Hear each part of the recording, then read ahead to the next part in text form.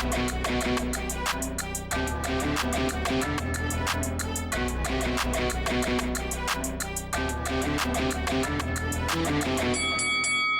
guys, welcome to Boxing Squared for boxing news and views from around the internet. There's an old saying, when you're explaining, you're losing. And Ben Shalom's been doing a lot of explaining. The boxer chief executive, in the wake of this fiasco of Fabio Wardley and Frazer Clarke, the fight not going ahead because Shalom withdrew from the purse bid. Shalom's looking like a complete wally, and by association, Frazer Clarke has officially ducked the fight. He wanted the fight, he called for the fight, he welcomed the purse order.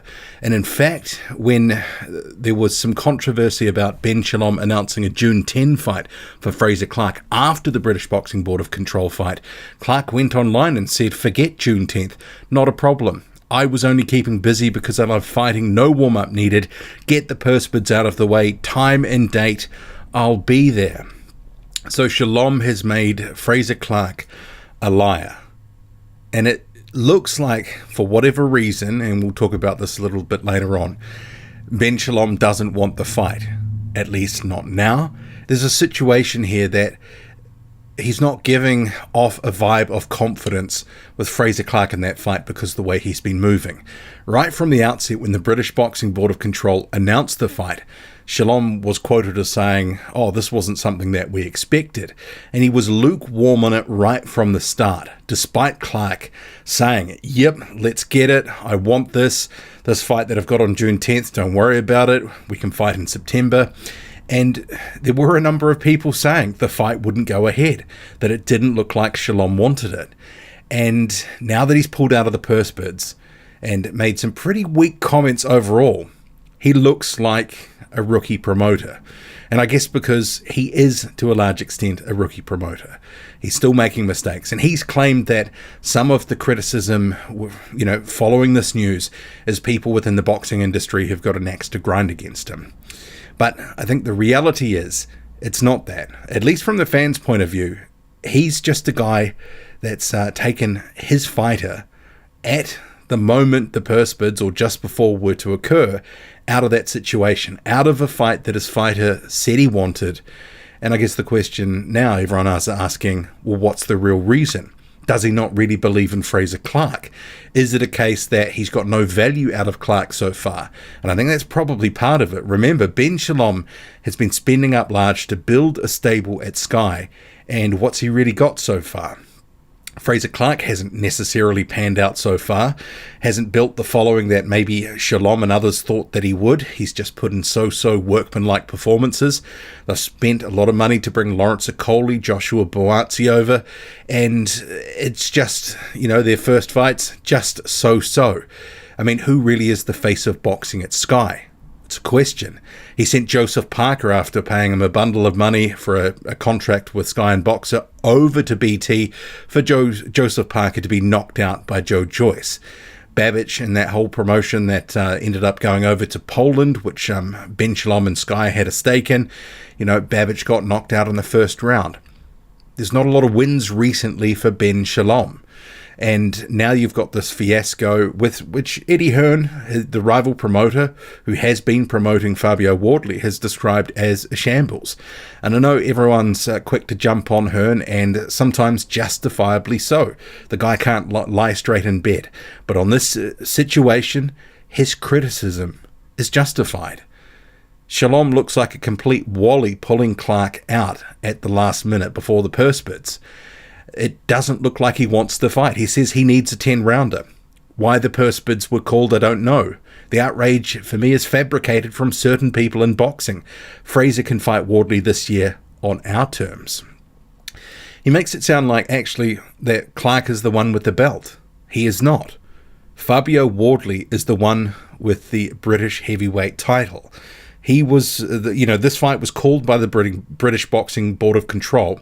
And if Shalom didn't want it, he should have just basically said that that Clarke wouldn't be available for it right at the time that it would have happened. Sure, there would have been some criticism, but he could have said anything. He could have come up with something that looked a bit credible, but you pulled it out right before the purse bid. you just look like an idiot. Ben Shalom once was sort of seen as a bit of a breath of fresh air coming into the sort of UK boxing scene. But that breath of fresh air has just become more bad breath because there's a lot of excrement that he's been talking. Going on to explain, and I'll just do a couple of quotes here, it's best for him to have a 10-round fight before he does his first 12-rounder. Everyone that's ever put a pair of gloves on or ever trained a fighter will tell you don't go from a 6-rounder to a 12-rounder, regardless of the quality of the opponent. And at the same time, he's also saying it's not that he won't beat Fabio. He'd beat Fabio on his first fight, but he's not going to be fighting 12-rounder in 3 weeks' time, so that's why we've made the offer. He'll be doing a 10-rounder first, and we've made an offer to Fabio to take the fight. And he has explained further that Wardley is a free agent and the entire negotiation process was handled by Wardley's team, and that the entire negotiation process was handled by the Wardley team without involvement of Hearn or Matchroom. But the problem is, you've pulled out here, you keep talking that Frazer Clarke can do this, that, and the other, and then you pull him out. But he can beat Wardley on his first fight, but then you say, actually he needs a 10-rounder before he can have a 12-rounder. Sort of seems to be this mixed messages from Ben Shalom, and the thing is, he's not giving off a lot of confidence for his fighter. A fighter that he's basically made a liar now. And the thing is, Frazer Clarke maybe hasn't quite sort of hit his stride in the pros yet. He's had some underwhelming opposition, then they've sort of stepped it up a little bit, and he's looked okay at best. He hasn't come in and really dominated and got people talking. No one's really checking for Frazer Clarke like they were, say, for an Anthony Joshua. Even Joe Joyce. Joe Joyce, stepped up his opposition right from the outset of his career. They tried to make some noise. They were struggling to get a little bit of traction, but Joyce started to hit his stride and really started to make inroads in the heavyweight division.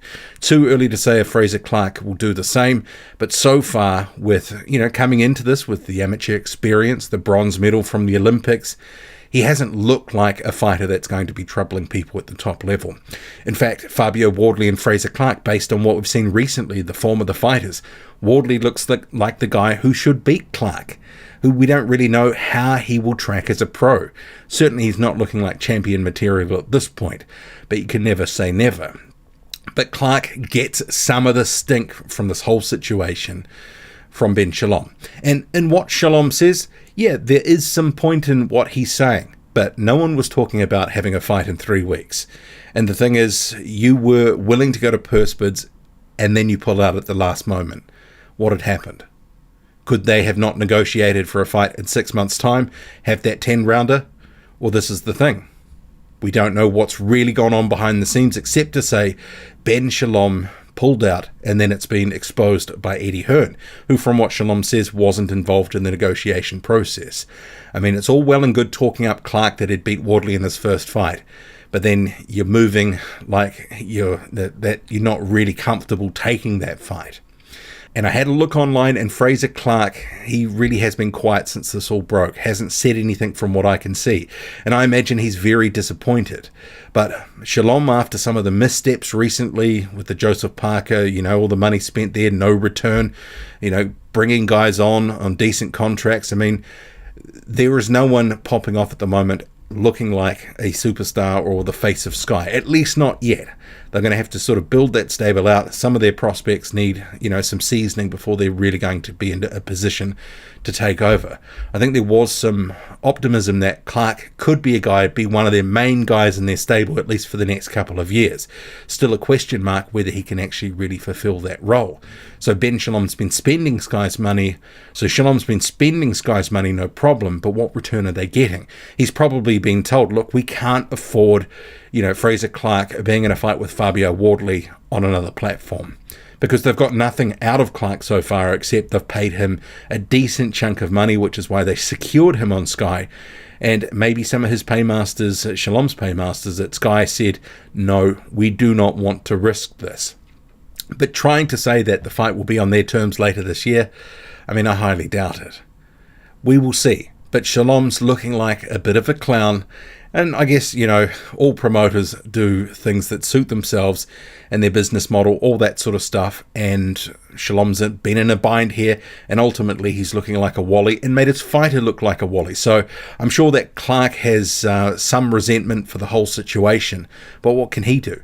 Even though he says these things, he wants the fight, he can't get the fight, he can't make the fight, he doesn't actually really have any control over his career by the look of it.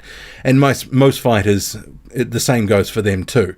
There's the illusion of control, but at the end of the day, the promoter is often the one making the final call along with the management of the fighter.